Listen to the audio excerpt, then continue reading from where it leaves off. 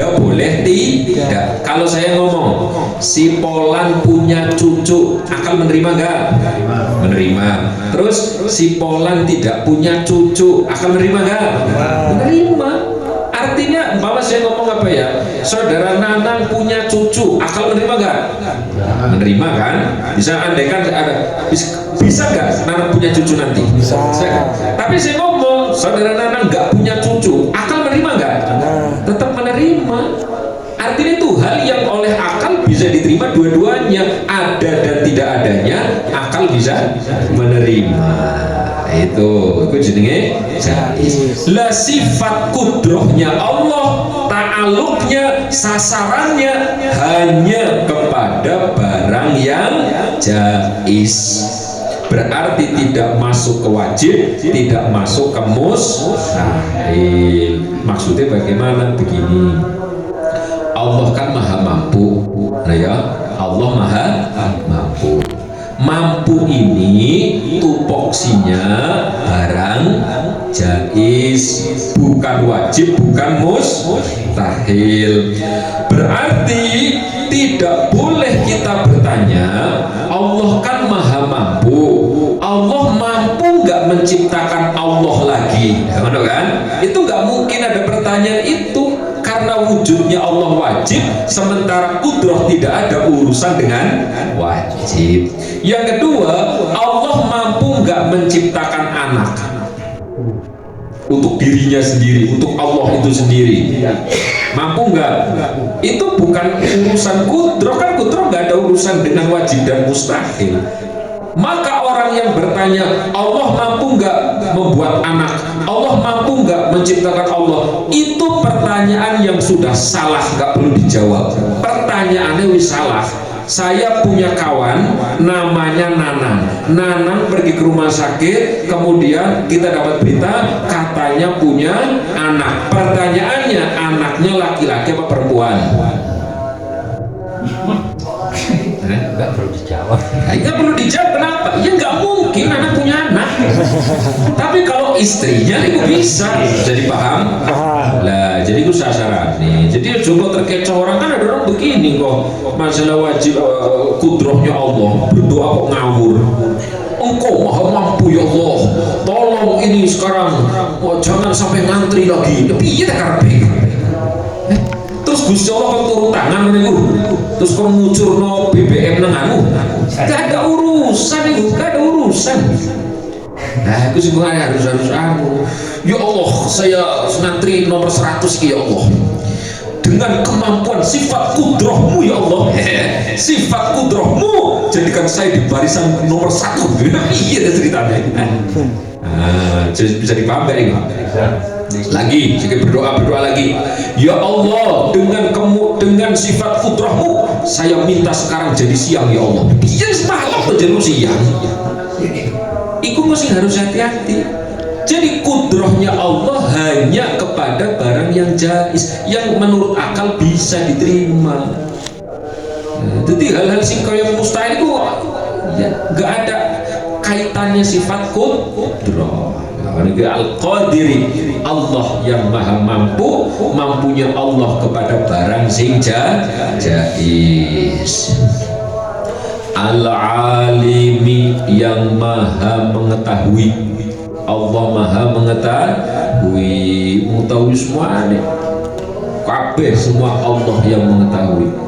An-Naziri, yang maha melihat, mengawasi, Allah itu maha mengawasi, diawasi iki mau sing mokel sopo, sing gayane kaya wong paling lemes dhewe padahal wis bar mangan indomie sopo, ngono iku. An-Naziri, Allah yang maha melihat, yang maha mengawasi. Al-Halim, yang maha pemaaf, Allah itu maha memaafkan. Makanya Allahumma inna nas'aluka, Allahumma innaka afuwun karim halimun tuhibbul afwa fa'fu anna ya karim. Allah maha halim, maha pemaaf. Allah itu memaafkan, salahnya hamba dimaafkan. Al-Jawad yang maha memberi. Allah itu maha memberi. Mana kita disuruh meminta kepada Allah karena Allah itu maha memberi. Allah itu nggak pelit, betul lah kemana? Allah itu nggak pelit. Kita minta apa itu dikabulkan. Perhatikan tadi ya, awalnya kudroh tadi. Kalau cukup minta apa dikabulkan, minta mengomak tok wae, bensinnya so penuh dewe. Itu bisa ceritane? Gak iso. Kudono usaha akhirnya kudroh. Al-Karim yang maha mulia. Allah maha mulia Al-Karim. Ar-Rabbi yang maha mengatur. Allah itu mengatur alam semesta. Maksudnya apa? Manajer. Ar-Rabbi yang maha mengatur, tarbiyah, mendidik, mengatur. Ar-Rahim yang maha pengasih. Allah maha pengasih. Munziliz dzikri al-Hakim. Allah itu munziliz dzikri yang menurunkan zikir, menurunkan zikir. Al-Hakim yang bijak. Wal Qur'anil Azim, dan yang menurunkan Al-Qur'an yang agung. Wal Qur'anil Azim, menurunkan Al-Qur'an yang agung. Alal mab'usi, kepada manusia yang diutus. Menurunkan Al-Quran yang agung kepada manusia yang diutus. Siapa manusia yang diutus? Rasulullah. Jadi al-mab'us maksudnya Rasulullah. Bidini, membawa agama, al-qawimi, yang lurus. Rasulullah diutus oleh Allah untuk membawa agama yang lurus, yang kokoh. Wassiratil mustaqimi, dan jalan yang lurus. Wassiratil mustaqim, jalan yang lurus. Wassalatu, salawat, wassalamu, dan salam, salawat salam, ala khatamir risalati, semoga tercurah kepada penutup dari risalah, penutup risalah. Salawat salam semoga tercurah kepada penutup risalah. Siapa penutup risalah? Rasulullah. Wal hadi, yang menunjukkan minad dhalalati, dari kesesatan. Rasulullah yang menunjukkan umat dari kesesatan menuju daripada hidayah. Al-musyarrafi, yang dimuliakan, al-musyarraf. Ini disebut wulidal musyarraf fi rabi'il awwali wal qalbu yakhfa wal kawakib tanjali. Wulidal musyarraf, dilahirkan orang yang dimuliakan, maksudnya kanjeng Nabi. Al-mursal, yang diutus. Bi asyrafil kutub, membawa paling mulianya kitab. Jadi kitab si paling mulia itu berarti apa? Al-Quran. Ilal ajam, kepada orang ajam, wal Arab, dan orang Arab. Ajam itu selain Arab jenenge ajam, selain bangsa Arab namanya orang ajam. Rasulullah diutus kepada orang ajam maupun orang Arab. Jadi Nabi itu bukan hanya nabinya orang Arab, yo nabinya wong akeh. Kita selalu ngomong nabi itu nabinya wong akeh, karena nabi orang banyak, ya nggak boleh masing-masing mengatakan kamilah yang paling, nggak boleh. Nabi wong akeh, yang ajam wal Arab.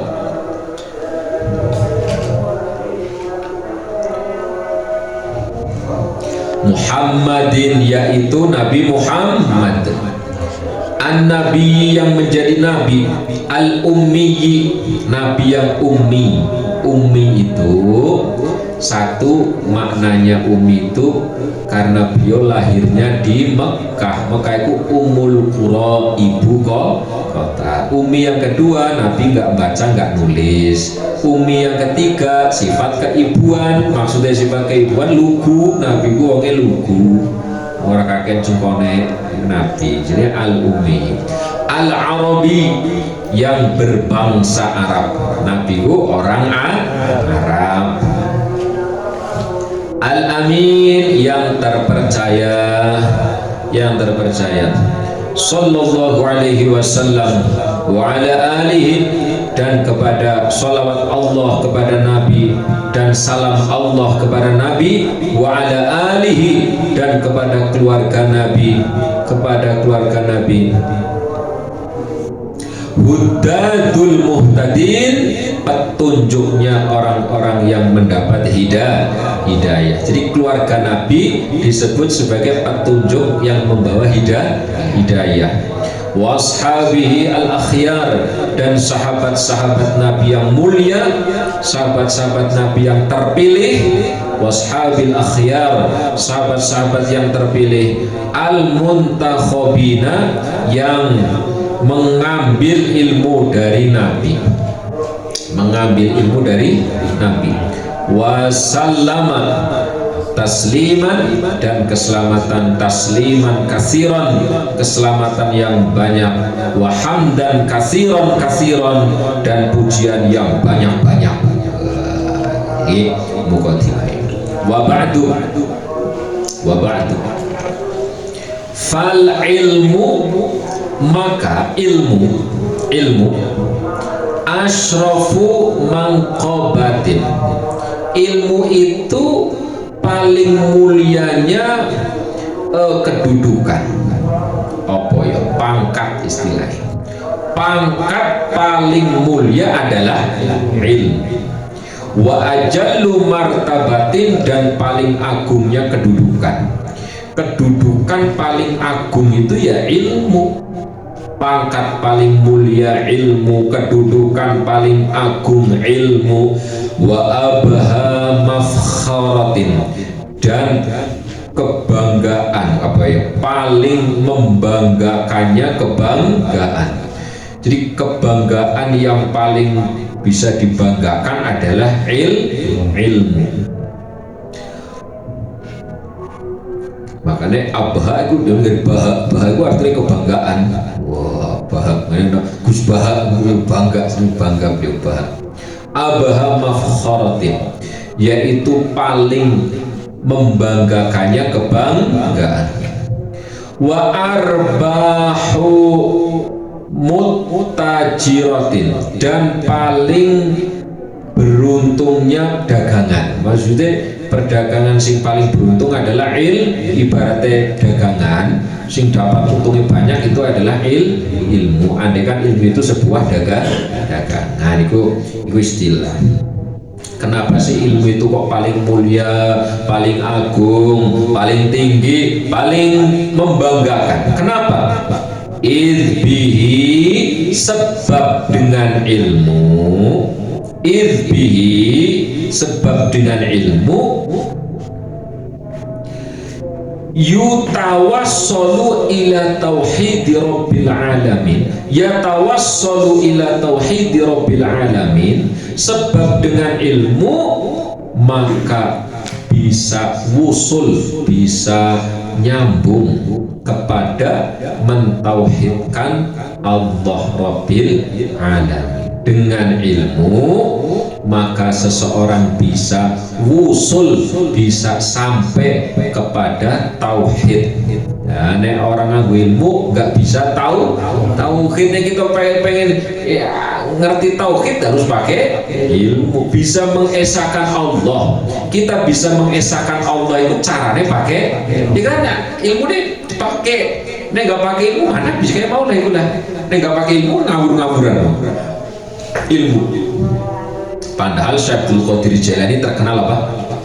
Wali ya. Syekh Abdul Qadir Jailani terkenal wali, karomai banyak sekali. ternyata beliau tetap mengedepankan ilmu. Ya ngomong saya gitu, setengah wali enggak, tapi orang gelem golek ilmu, senangnya sing sakti-sakti ngono, iso mabur, iso ngene macam iso golek ilmu. Ilmu dhisik piye wae Asyadul Qadir jadi waliku belajar 13 ilman, 13 disiplin ilmu beliau pelajari. Nah, Asyadul Qadir Jalani kalau jadi wali ini. Wa tasdi idbihi yatawassalu ila tauhid rabbil alamin wa tasdiqu anbiya'ihil mursalin, dan dengan ilmu bisa membenarkan nabi-nabinya Allah, bisa membenarkan nabi-nabinya Allah al-mursalin yang diutus. Maksudnya dengan menggunakan ilmu dia bisa membenarkan para nabi. Nggak mungkin mengingkari nabi karena dia punya ilmu. Tapi wong ilmu mesti membohongkan nabi, artinya nggak percaya kepada nabi. Shalawatullahi alaihim ajma'in, semoga sholawat Allah tercurah kepada para nabi semuanya.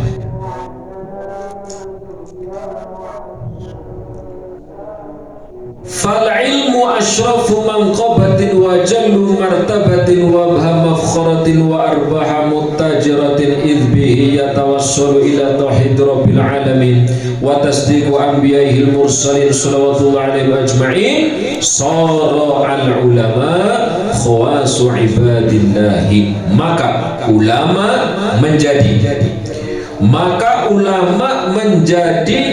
khawasu ibadillah, menjadi orang khususnya hamba-hamba Allah. Artinya orang khusus itu khusus itu pasukan khusus, berarti kan nggak semua pasukan kan.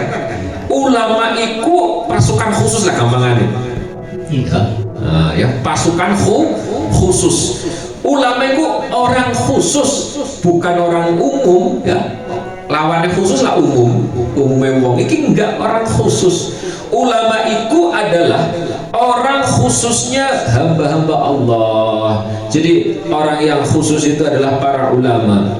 Alladzina ijtabahum, yang dipilih oleh Allah.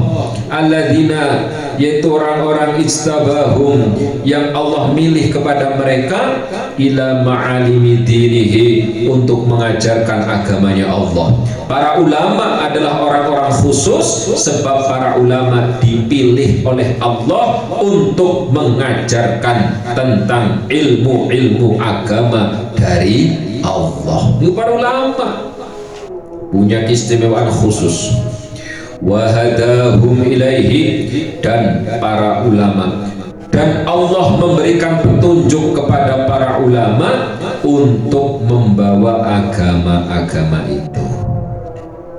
Bimaziyatil fadli, dengan kelebihan keutamaan. Para ulama itu dua keutamaan yang lebih.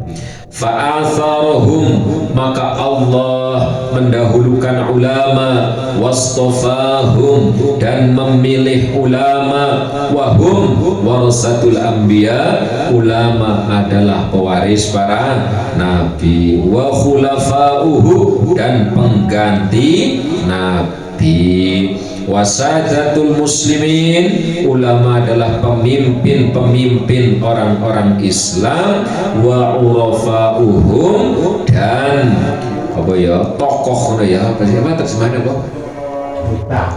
Duta ya, jadi tokoh yang mau ya, tokoh-tokohnya orang muslim. Artinya apa? Inilah berarti dari sini bisa dipahami kan? Berarti ulama dengan orang biasa sama nggak? Beda kan? Satu, ulama menjadi orang khusus. Yang kedua, dia punya misi untuk menyebarkan agama. Yang nomor tiga, dipilih oleh Allah untuk mendapatkan warisan dari Nabi. Berarti yang membawa warisan adalah para ulama, sehingga dia akan menjadi tokohnya, menjadi pemimpinnya. Makanya nek ono urusan apapun serahkan kepada para alim ulama, karena ulama itu pemimpinnya. Lawannya pemimpin apa? Pengikut kan, masyarakat kan. Loh, berarti masyarakat ikut pemimpin atau pemimpin ikut masyarakat?